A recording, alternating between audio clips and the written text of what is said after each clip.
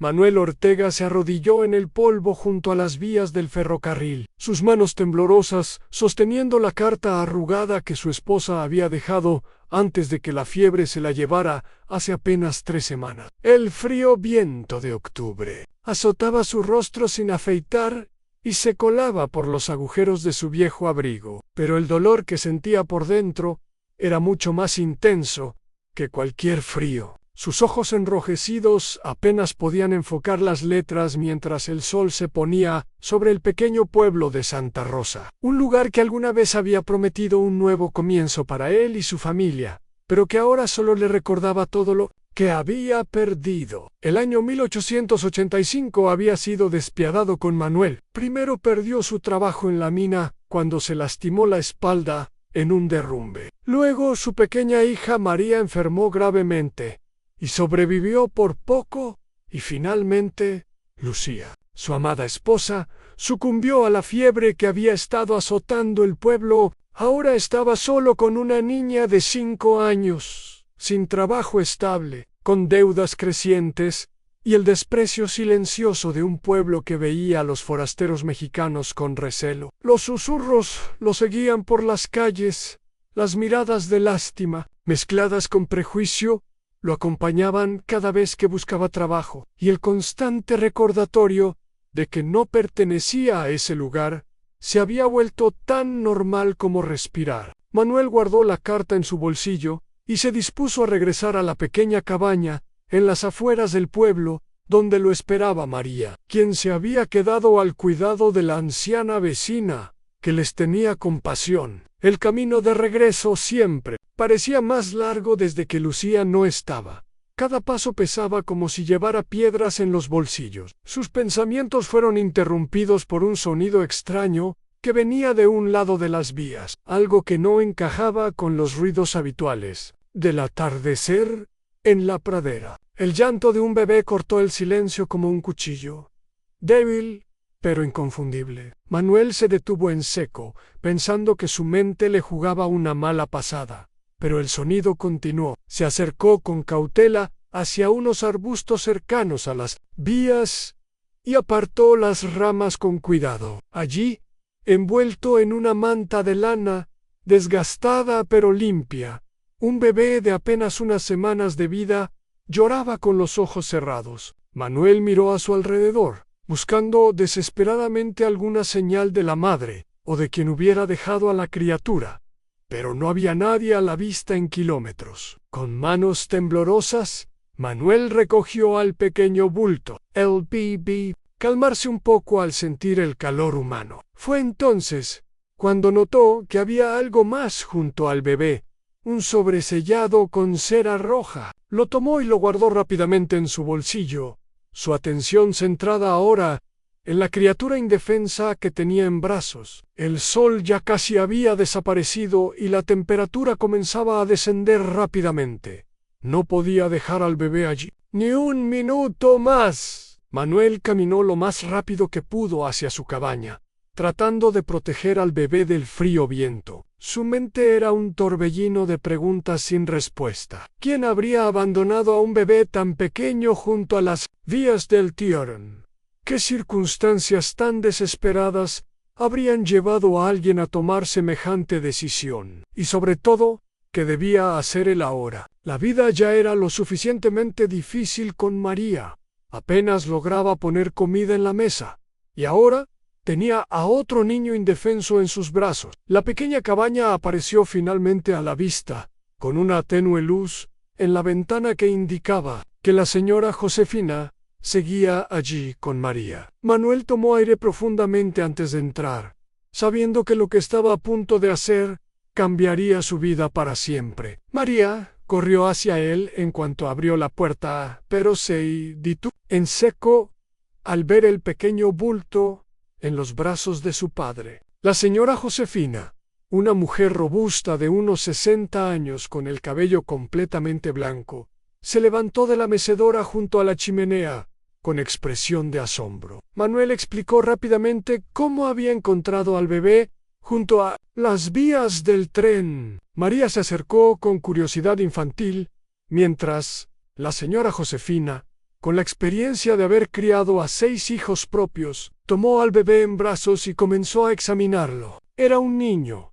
anunció después de desenvolverlo con cuidado, y parecía estar en buenas condiciones a pesar de la circunstancia. No mostraba signos de desnutrición o enfermedad, lo que sugería que quien lo había dejado allí se había preocupado por su bienestar hasta el último momento, mientras la señora Josefina calentaba un poco de leche de cabra para alimentar al bebé. Manuel recordó el sobre que había encontrado junto al niño. Lo sacó de su bolsillo y lo abrió con cuidado. Dentro había una carta escrita con una caligrafía elegante y precisa, y algo más que hizo que el corazón de Manuel diera un vuelco: un anillo de oro con un pequeño rubí engastado.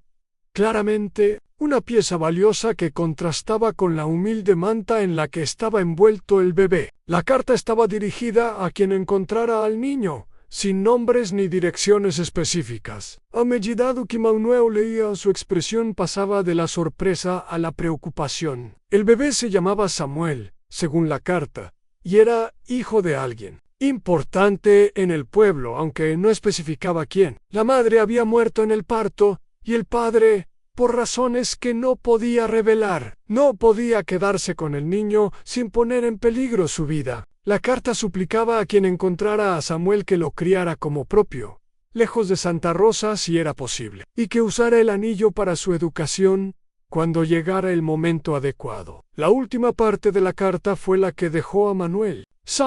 Según las palabras escritas, en Santa Rosa había secretos oscuros que involucraban a las familias más poderosas del pueblo, y Samuel era la prueba viviente de uno de esos secretos. La carta terminaba con una advertencia. Si alguien preguntaba por el bebé, nunca debía mencionarse el anillo ni el contenido de la carta, pues hacerlo pondría en peligro tanto al niño como a quien lo hubiera encontrado. Esa noche, después de que la señora Josefina se fuera prometiendo regresar al día siguiente con algunas cosas para el bebé, Manuel se sentó junto a la pequeña cuna improvisada donde dormía Samuel. María se había quedado dormida hace hora, fascinada con la idea de tener un hermanito, ajena a las complicaciones que esto traería. Manuel contempló al bebé dormido, tan inocente y ajeno al misterio que rodeaba su existencia. La decisión estaba tomada. No podía abandonar a esa criatura indefensa, pero también sabía que quedarse en Santa Rosa ya no era una opción. El amanecer encontró a Manuel preparándose para ir al pueblo. Necesitaba suministros para el bebé y, más importante aún, información. La carta había despertado su curiosidad y su instinto de protección. Si Samuel estaba en peligro, necesitaba saber a qué se enfrentaba. Dejó a los niños al cuidado de la señora Josefina y se dirigió hacia Santa Rosa con el anillo escondido en un compartimento secreto de su bota, un truco que había aprendido en sus días como minero, para guardar las pepitas de oro que ocasionalmente en el pueblo estaba inusualmente activo para ser tan temprano. Manuel notó grupos de personas hablando en voz baja y algunos carteles recién colocados en los postes y paredes. Se acercó a uno de ellos y sintió que el suelo se movía bajo sus pies. Era un anuncio ofreciendo una recompensa por información sobre un bebé desaparecido firmado por Javier Romero, el hombre más rico y poderoso de Santa Rosa, dueño de la mina donde Manuel había trabajado y de la mayoría de los negocios del pueblo. Manuel trató de mantener la compostura mientras compraba lo necesario para el bebé en la tienda general. La dependienta, una mujer joven llamada Isabel, que siempre había sido amable con él, le preguntó por qué necesitaba esas cosas. Sin pensar demasiado, Manuel respondió que su prima acababa de llegar de México con su bebé recién nacido y se quedaría con él una temporada. Isabel pareció aceptar la explicación, pero Manuel notó algo extraño en su mirada, como si supiera más de lo que decía. Mientras pagaba por sus compras, la puerta de la tienda se abrió y entró Javier Romero, acompañado por el sheriff del pueblo. Manuel sintió que su corazón se aceleraba, pero logró mantener una expresión neutral. Romero era un hombre imponente, alto y corpulento, con un bigote perfectamente recortado y ropa que evidenciaba su riqueza. Su rostro, normalmente arrogante, mostraba signos de preocupación y falta de sueño. El sheriff, un hombre llamado Parker, que nunca había ocultado su desprecio por los mexicanos, miró a Manuel con sospecha. Romero se dirigió directamente al mostrador y comenzó a interrogar a Isabel sobre cualquier información relacionada con el bebé desaparecido. Mientras hablaba, Manuel notó que su voz temblaba ligeramente, lo que contrastaba con su habitual tono. Explicó que el hijo recién nacido de su sobrina había sido robado de su cuna la noche anterior, y que estaba dispuesto a pagar lo que fuera necesario para recuperarlo. Isabel negó saber algo al respecto, pero sus ojos se desviaron brevemente hacia Manuel, antes de volver a Romero. El sheriff Parker se acercó a Manuel y comenzó a hacerle preguntas sobre dónde había estado la noche anterior. Manuel respondió, con la verdad parcial, que había estado caminando cerca de las vías del tren y luego había vuelto a su cabaña. Parker insistió en saber por qué caminaba por allí tan tarde, y Manuel mencionó la carta de su esposa, lo cual era cierto. El sheriff pareció poco convencido, pero no tenía motivos para detenerlo, especialmente frente a testigos. Antes de que Manuel pudiera salir de la tienda, Romero lo detuvo. La mirada de Romero era intensa, escrutadora, como si intentara leer la verdad en el rostro de Manuel. Le preguntó directamente si había visto algo inusual cerca de las vías, cualquier persona o actividad sospechosa. Manuel sostuvo su mirada y negó haber visto nada, consciente de que su respuesta podría determinar el destino de Samuel y el suyo propio. Romero finalmente asintió, pero antes de dejarlo ir, le advirtió que cualquier información sobre el bebé debía ser reportada inmediatamente, y que habría graves consecuencias para quien ocultara algo tan importante. Manuel salió de la tienda con el corazón latiendo tan fuerte que temía que pudiera escucharse. La historia no encajaba. Si el bebé era hijo de la sobrina de Romero, ¿por qué la carta mencionaba que la madre había muerto en el parto y por qué advertía sobre el peligro que corría el niño si se conocía su identidad? Algo oscuro se ocultaba tras la aparente preocupación de Romero, y Manuel estaba determinado a descubrir la verdad, no solo por la seguridad de Samuel, sino también por la suya propia y la de María. Durante las siguientes semanas, la búsqueda del bebé desaparecido se intensificó. Hombres enviados por Romero recorrían los alrededores del pueblo, interrogando a cada habitante y revisando propiedades. Manuel mantuvo a Samuel oculto en su cabaña, saliendo solo lo necesario para trabajar en los pequeños empleos que conseguía. La señora Josefina se había convertido en su aliada incondicional, cuidando de los niños mientras él trabajaba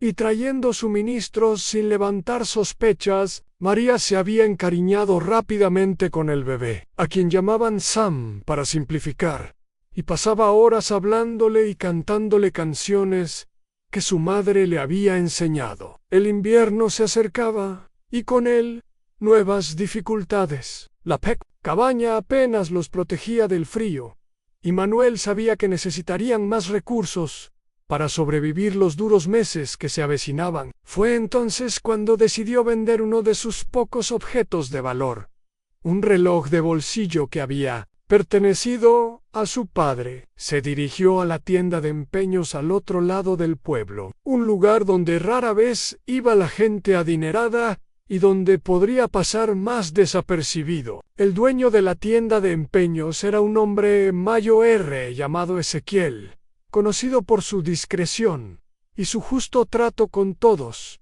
independientemente de su origen. Mientras examinaba el reloj, Ezequiel comentó casualmente sobre los rumores que circulaban en el pueblo. Según decían, la sobrina de Romero nunca había estado embarazada, y algunos incluso dudaban de su existencia. Manuel escuchó con atención, tratando de no mostrar demasiado interés, pero Ezequiel era un hombre observador. Después de cerrar la tienda, Ezequiel invitó a Manuel a tomar un café en la pequeña trastienda. Allí, lejos de oídos indiscretos, le contó que conocía bien a todas las familias del pueblo, y que Romero no tenía ninguna sobrina en edad de tener hijos. Lo que sí sabía era que Elena, la joven esposa de Romero, había estado embarazada, y supuestamente había perdido al bebé en el parto hace aproximadamente un mes. Sin embargo, nunca se anunció públicamente el nacimiento ni la muerte del niño, y Elena había sido enviada repentinamente a visitar a unos parientes lejanos justo después. La mente de Manuel trabajaba rápidamente conectando los puntos. La carta mencionaba que la madre había muerto en el parto, pero según Ezequiel, era Elena quien había estado embarazada y ahora estaba supuestamente de viaje. Si el bebé era hijo de Romero y Elena, ¿por qué abandonarlo? Y más importante aún, ¿por qué mentir sobre su existencia? La advertencia de la carta sobre el peligro que corría Samuel cobraba un nuevo y siniestro significado. Así que la expresión preocupada de Manuel le aconsejó tener cuidado. Romero era un hombre poderoso y peligroso cuando se sentía amenazado, y muchos en el pueblo sabían que su fortuna no se había construido por medios completamente legítimos. Antes de que Manuel se fuera, Ezequiel le entregó más dinero por el reloj del que valía realmente, diciendo que siempre había admirado a las personas que cuidaban de los más vulnerables, sin importar las circunstancias. Al regresar a casa esa noche, Manuel encontró a la señora Josefina esperándolo con una expresión grave. Le contó que mientras él estaba fuera, el sheriff Parker había pasado por la cabaña, supuestamente para preguntar por un caballo robado. La señora Josefina había logrado mantener a Samuel escondido en un pequeño sótano que tenía la cabaña, pero estaba segura de que Parker solo había usado el pretexto del caballo para inspeccionar el lugar. Le advirtió a Manuel que ya no era seguro quedarse allí, que Parker había mirado todo con demasiada atención y que seguramente volvería con una excusa mejor. Esa noche, después de que los niños se durmieran, Manuel sacó la carta y el anillo de su escondite y los examinó nuevamente bajo la luz tenue de una vela. El anillo tenía un diseño particular, con pequeñas iniciales grabadas en el interior que no había notado antes. R, 3 letras que podrían ser las iniciales de la madre de Samuel. Manuel recordó que el apellido de soltera de Elena, la esposa de Romero, era del Río, según lo que Ezequiel le había contado. Elena del Río, Endener. Las piezas comenzaban a encajar. A la mañana siguiente, Manuel tomó una decisión. No podían seguir en Santa Rosa. El cerco se estaba cerrando y era solo cuestión de tiempo antes de que los descubrieran. Comenzó planear su partida, juntando los pocos ahorros que tenía y decidiendo que podrían llevar consigo. Sin embargo, antes de poder poner su plan en marcha, el destino intervino de manera inesperada. María, que había salido a jugar cerca de la cabaña mientras Manuel cortaba leña, volvió corriendo y gritando que unos hombres venían. Manuel apenas tuvo tiempo de esconder a Samuel antes de que 3 jinetes llegaran a su propiedad. Eran hombres de Romero, reconocibles por las insignias que llevaban en sus chaquetas. El que parecía estar al mando le informó a Manuel que el señor Romero requería su presencia en su mansión de inmediato y que no era una solicitud que pudiera rechazar. Con el corazón encogido, Manuel le dijo a María que se quedara con Samuel y que no abriera la puerta a nadie excepto a la señora Josefina. Le prometió que volvería pronto, aunque no estaba seguro de poder cumplir esa promesa. Los hombres lo escoltaron hasta la mansión de Romero, un imponente edificio en la parte alta del pueblo que parecía fuera de lugar en la modesta Santa Rosa, como un recordatorio constante de la desigualdad que imperaba. Javier Romero esperaba a Manuel en su estudio, una habitación lujosamente decorada con muebles importados y una impresionante colección de armas en las paredes. Despidió a sus hombres con un gesto y ofreció a Manuel un asiento frente a su escritorio, un gesto de falsa cortesía que no ocultaba la amenaza implícita en la situación. Romero fue directo al punto, informándole que sabía que Manuel había estado cerca de las vías del tren la noche en que el bebé desapareció, y que además había estado comprando suministros para un recién nacido. Manuel mantuvo la calma, explicando nuevamente la historia de su prima, recién llegada de México. Romero escuchó con una sonrisa que no llegaba a sus ojos, y luego, para sorpresa de Manuel, le ofreció una cantidad considerable de dinero por cualquier información. Sabra el bebé. La suma mencionada era más de lo que Manuel podría ganar en varios años de trabajo, suficiente para darle a María una vida mejor, y quizás incluso volver a México para empezar de nuevo. Por un momento, la tentación fue real. Manuel, en lo difícil que había sido la vida desde la muerte de Lucía, en lo mucho que María merecía más de lo que él podía darle actualmente, y en que Samuel ni siquiera era su hijo. Pero entonces recordó la carta, la advertencia sobre el peligro que corría el niño, y el rostro inocente de Samuel mientras dormía. No podía traicionar a ese bebé indefenso, sin importar la recompensa. Manuel rechazó la oferta de Romero, manteniendo su historia original. Pudo ver cómo la fachada de cortesía de Romero se desmoronaba, revelando la furia apenas contenida debajo. Romero se levantó lentamente, apoyando las manos sobre el escritorio, y amenazó directamente a Manuel. Le dijo que tenía un día para reconsiderar su respuesta y que la próxima vez la conversación no sería tan amistosa. Antes de dejarlo ir, mencionó casualmente que sería una pena que algo le sucediera a la pequeña María tan vulnerable, con solo su padre para protegerla. Manuel salió de la mansión de Romero con la certeza de que ya no tenían tiempo. Debían abandonar Santa Rosa esa misma noche, antes de que Romero decidiera tomar medidas más drásticas. Al regresar a la cabaña, encontró a la señora Josefina esperándolo ansiosamente. Le contó sobre su encuentro con Romero y su decisión de partir esa misma noche. Para su sorpresa, la señora Josefina ya había preparado algunas provisiones para el viaje, como si hubiera anticipado esta decisión. Mientras se preparaban para partir, la señora Josefina le reveló a Manuel algo que lo dejó atónito. Elena, la esposa de Romero, no estaba visitando a parientes lejanos, como todos creían. Había muerto durante el parto, tal como decía la carta, pero Romero había ocultado su muerte para evitar escándalos. Lo que la carta no mencionaba, y que la señora Josefina sabía por ser amiga de una de las sirvientas de la mansión, era que Elena había dejado una confesión antes de morir. Según la confesión, Romero no era el padre del bebé. Elena se había enamorado de un joven ingeniero que había llegado al pueblo para trabajar en la expansión del ferrocarril. Un romance que había mantenido en secreto por miedo a su esposo. Cuando Romero descubrió el embarazo, asumió que el niño era suyo, pero Elena temía lo que pasaría cuando el bebé naciera y no se pareciera a él. Su mayor miedo era que Romero, en un arranque de furia, lastimara al niño o lo abandonara a su suerte.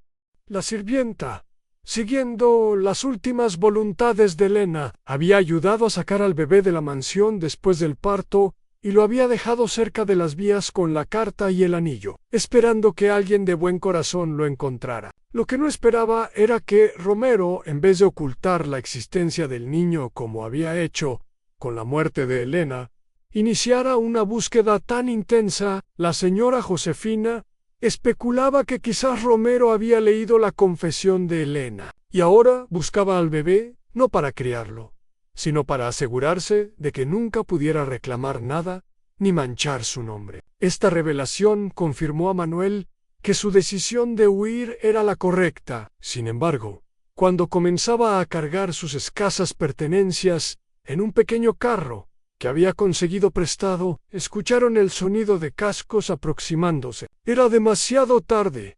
Los hombres de Romero habían regresado, y esta vez venían acompañados por el sheriff Parker. Con apenas tiempo para reaccionar, Manuel le entregó a Samuel a la señora Josefina, junto con la carta y el anillo, y le pidió que saliera por la parte trasera de la cabaña y se escondiera en el bosque cercano. María, asustada pero valiente, insistió en ir con la señora Josefina y el bebé. Manuel accedió, sabiendo que estarían más seguros lejos de él en ese momento. Les prometió encontrarlos tan pronto como pudiera librarse de los hombres de Romero, y les indicó que se dirigieran al viejo molino abandonado a unos kilómetros de distancia. Apenas habían desaparecido entre los árboles cuando el sheriff Parker y los hombres de Romero llegaron a la cabaña. Esta vez no había pretextos. Parker tenía una orden para registrar la propiedad, supuestamente buscando bienes robados. Manuel se mantuvo firme mientras revolvía en cada rincón de su hogar,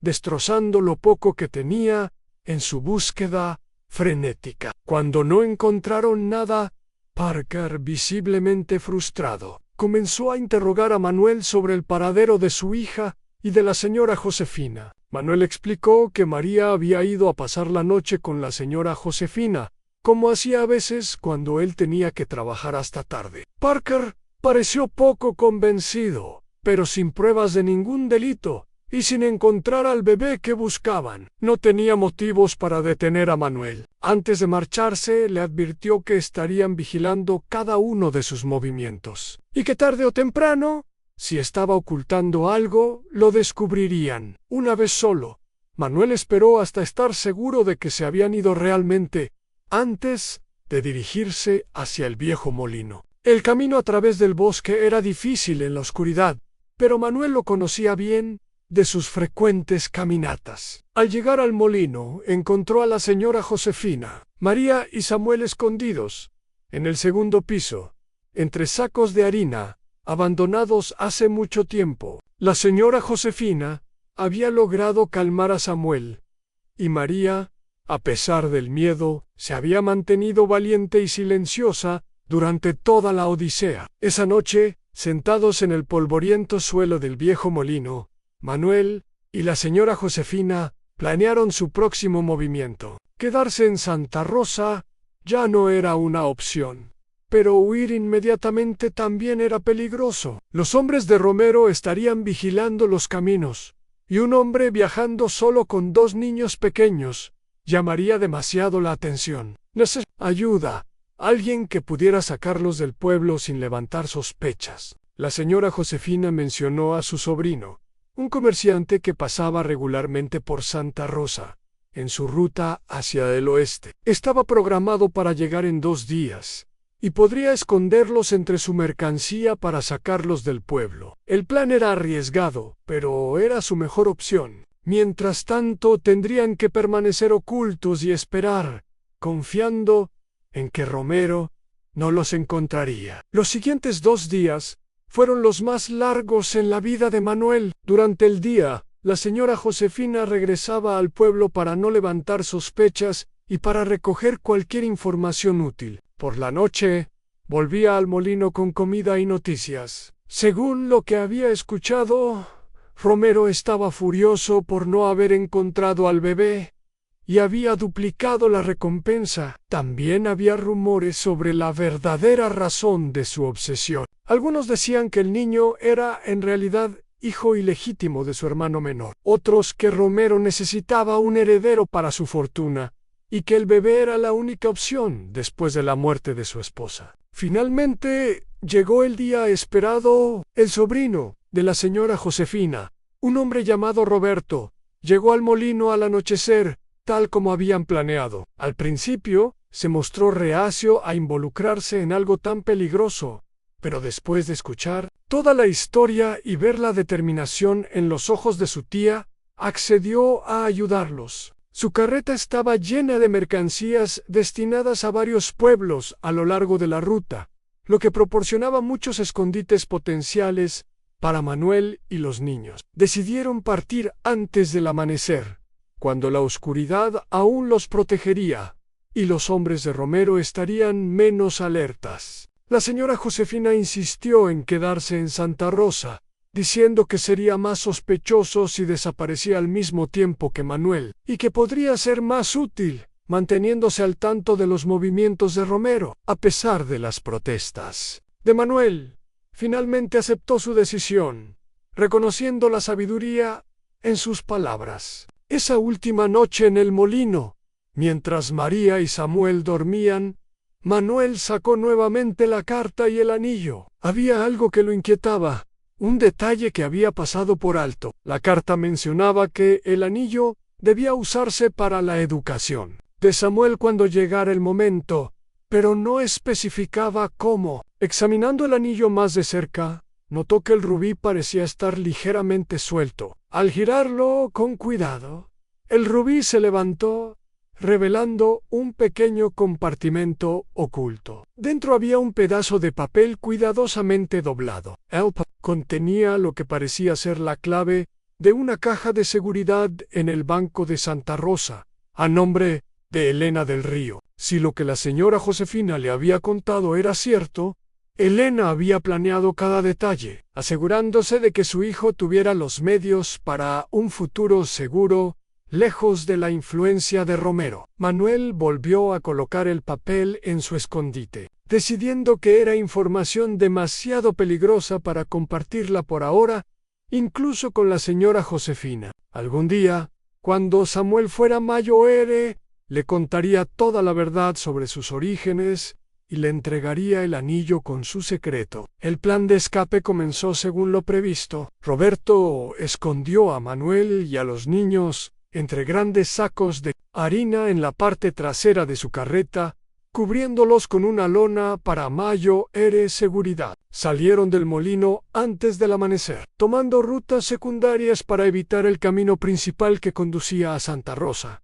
Sin embargo, justo cuando comenzaban a sentir que lo habían logrado, escucharon voces y cascos de caballos acercándose rápidamente. Eran los hombres de Romero, liderados por el sheriff Parker. Aparentemente, alguien había visto a la señora Josefina dirigiéndose al molino la noche anterior y había informado a Romero. Roberto intentó mantener la calma, presentándose como un simple comerciante en ruta hacia el próximo pueblo. Parker, sin embargo, no parecía convencido y ordenó a sus hombres que registraran la carreta. Manuel, escondido bajo la lona, abrazaba a María y a Samuel tratando de mantenerlos en silencio. El corazón le latía tan fuerte que temía que pudieran escucharlo. Los hombres comenzaron a mover sacos y cajas, acercándose peligrosamente a su escondite. Fue entonces cuando Samuel, quizás sintiendo la tensión, comenzó a llorar. El sonido, aunque amortiguado por los sacos de harina, fue suficiente para alertar a uno de los hombres, quien levantó la lona revelando a Manuel y los niños. Lo que siguió fue caótico. Parker ordenó a sus hombres que sacaran a Manuel de la carreta, mientras Roberto protestaba diciendo que no sabía que llevaba pasajeros ocultos. María lloraba aferrándose a su padre, y Samuel seguía llorando en los brazos de Manuel. Parker, con una sonrisa triunfal, anunció que Manuel sería arrestado por secuestro y que el bebé sería devuelto a su legítimo dueño, Javier Romero. Fue en ese momento crítico cuando la fortuna intervino a favor de Manuel. Un grupo de jinetes apareció en el camino, liderados por un hombre que Manuel reconoció como James Cooper, el ingeniero jefe del ferrocarril. Cooper era respetado en la región, conocido por su honestidad y sentido de la justicia. Al ver la escena, detuvo a su grupo y preguntó qué estaba sucediendo. Parker intentó explicar que estaban arrestando a un secuestrador, pero Cooper no parecía convencido. Conocía a Manuel de sus días trabajando en la mina y sabía que no era el tipo de hombre que cometería tal crimen. Cuando Parker mencionó que el bebé pertenecía a Javier Romero, Cooper mostró una reacción que sorprendió a todos los presentes. Pidió ver al niño, y cuando Manuel, con cierta reticencia, permitió que Cooper se acercara a Samuel, la expresión del ingeniero pasó de la sospecha al asombro. Cooper preguntó cuándo había nacido el bebé y cómo había llegado a manos de Manuel. Después de escuchar la historia completa, incluyendo la carta y el anillo, Cooper hizo una revelación que cambió todo. Él había estado en una relación con Elena Romero durante meses antes de su muerte. Una relación que habían mantenido en secreto por miedo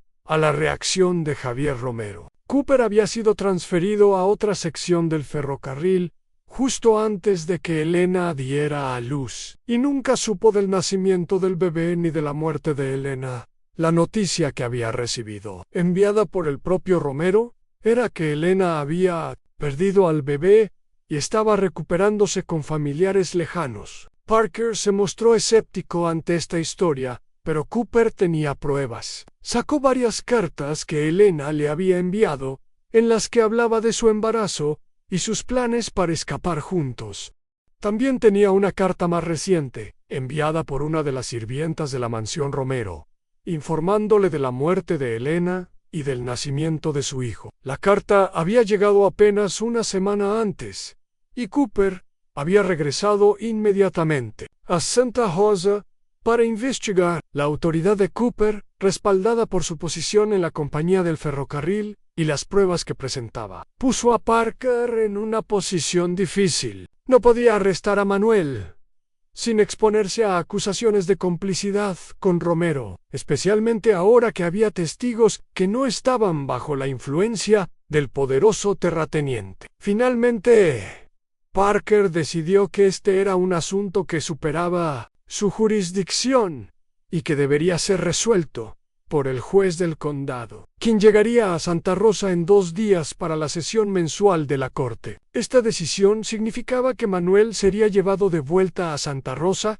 y mantenido bajo custodia hasta la llegada del juez, pero al menos Samuel permanecería con él en lugar de ser entregado inmediatamente a Romero. Cooper insistió en acompañarlos, declarando su intención de presentar una demanda formal por la custodia del niño, a quien creía firmemente que era su hijo. También prometió telegrafiar a un abogado amigo suyo para que representara a Manuel y asegurara que se hiciera justicia. El regreso a Santa Rosa fue tenso. La noticia de la captura de Manuel y el bebé se había extendido rápidamente, y una pequeña multitud se había reunido en la plaza principal cuando llegaron. Romero estaba allí, su rostro una máscara de furia apenas contenida al ver a Cooper, junto a Manuel y el bebé. Intentó acercarse, exigiendo que le entregaran a Samuel inmediatamente. Pero Cooper se interpuso, anunciando en voz alta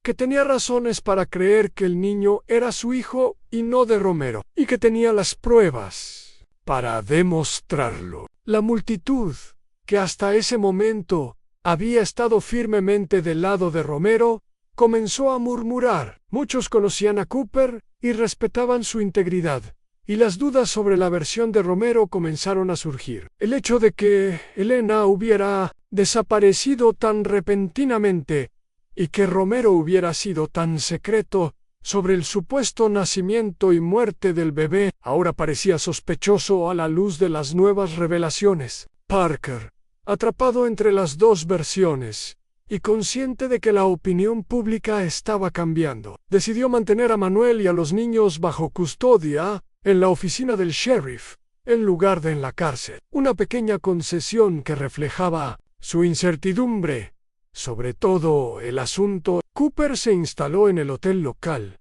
prometiendo no salir del pueblo hasta que se resolviera el asunto. La señora Josefina fue permitida visitar a Manuel y los niños, trayendo comida y ropa limpia, actuando como intermediaria entre Manuel y Cooper, quienes comenzaron a planear su estrategia para el juicio. Los 2 días siguientes fueron un torbellino de actividad en Santa Rosa en Romero.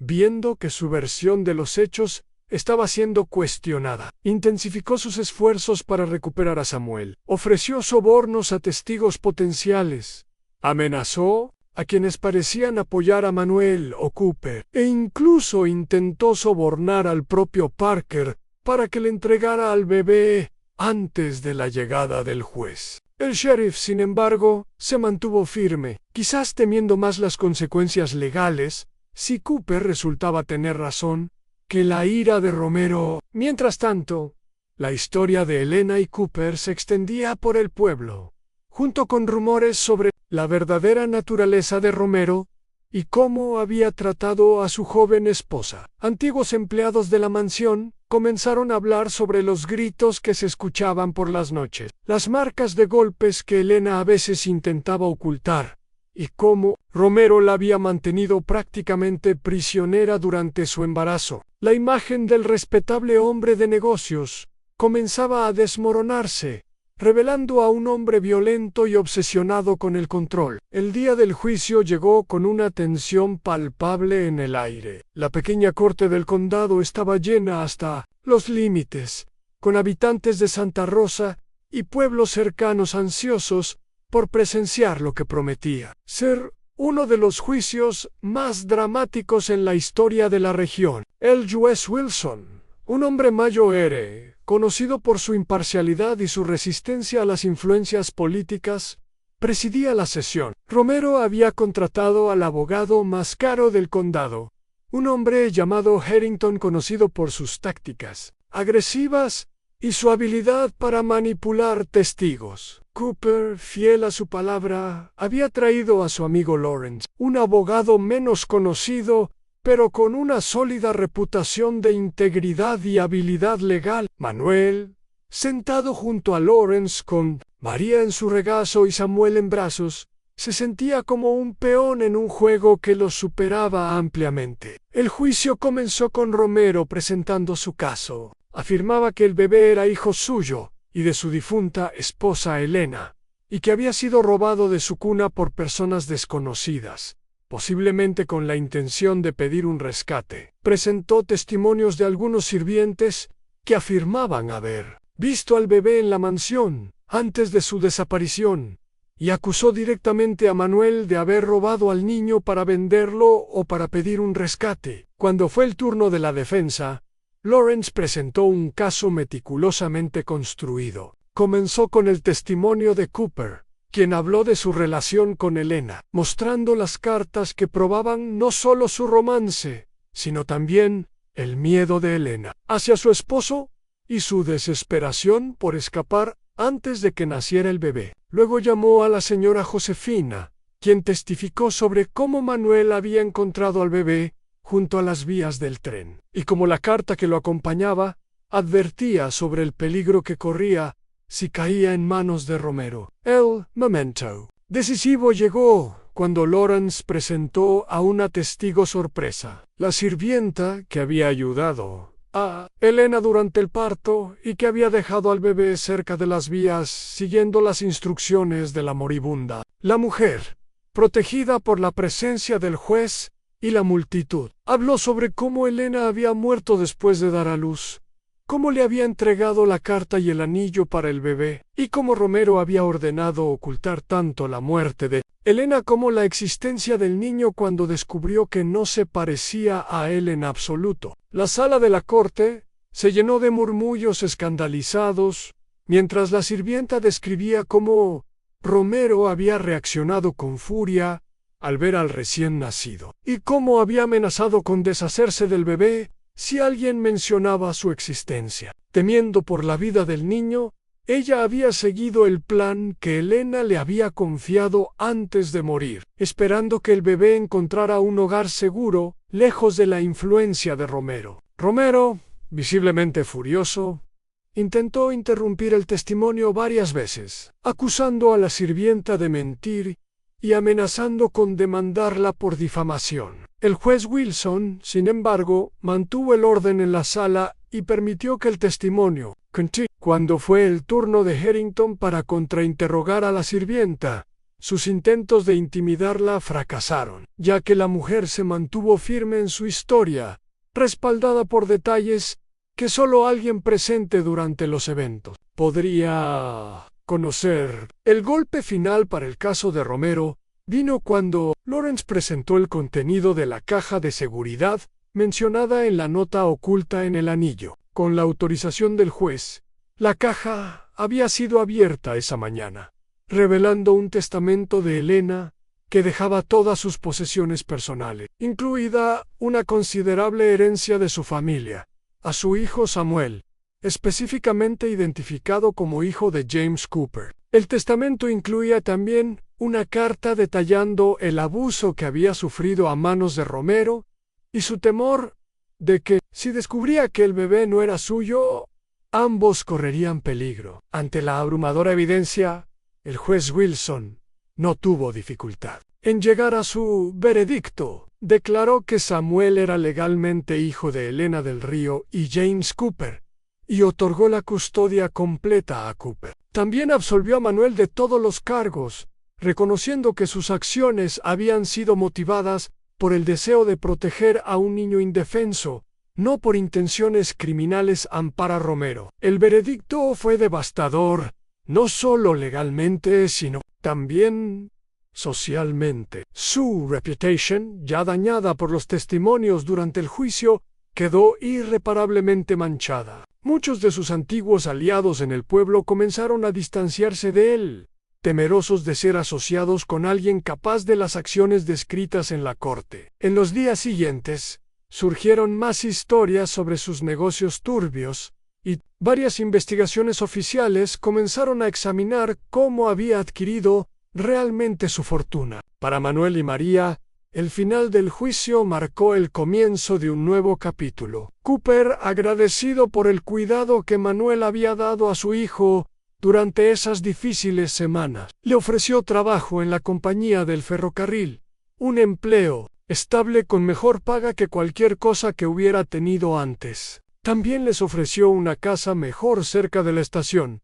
donde María podría asistir a la escuela regularmente. La señora Josefina, cuyo testimonio había sido crucial para el caso, fue celebrada como una heroína en el pueblo. Sue Valent, al enfrentarse a Romero, inspiró a otros a hablar sobre injusticias que habían visto, pero temido denunciar. Poco a poco, el equilibrio de poder en Santa Rosa comenzó a cambiar, con los ciudadanos comunes encontrando su voz frente a los poderosos. Cooper, ahora padre soltero de Samuel, decidió quedarse en Santa Rosa por un tiempo. La compañía del ferrocarril le ofreció un puesto permanente supervisando la expansión de las líneas en la región, lo que le permitiría criar a su hijo en un entorno estable. Aunque el recuerdo de Helena siempre estaría presente, Cooper encontró consuelo en el pequeño Samuel, quien tenía los mismos ojos brillantes de su madre.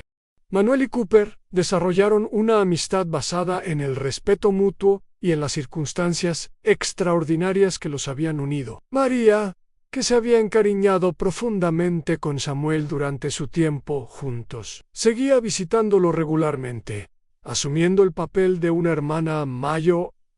La señora Josefina, con su sabiduría y cariño, se convirtió en una especie de abuela para ambos niños, tejiendo una nueva familia a partir de los fragmentos dejados por la tragedia.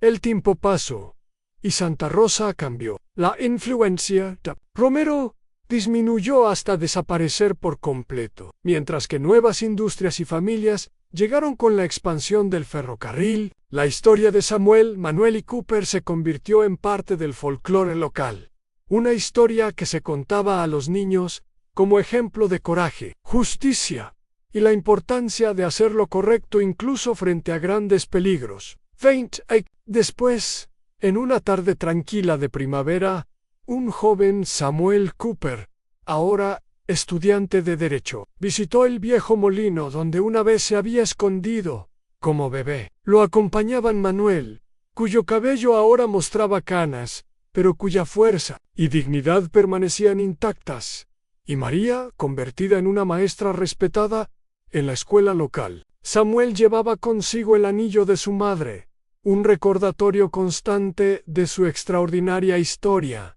y del sacrificio que había hecho para asegurar su futuro. Mientras contemplaban el molino en silencio, Samuel reflexionó sobre cómo un acto de valor y compasión había cambiado el curso de tantas vidas. Manuel, que había arriesgado todo para proteger a un bebé desconocido.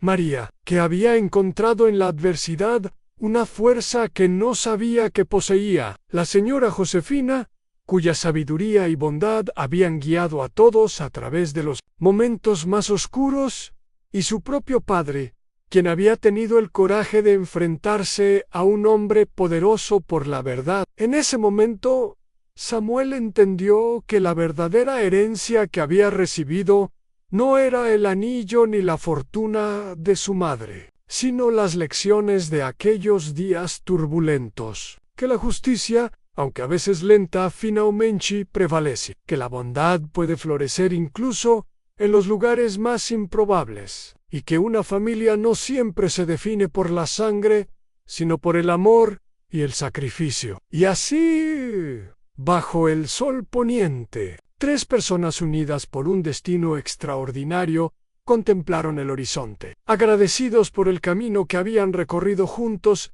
y por todas las posibilidades que aún tenían por delante.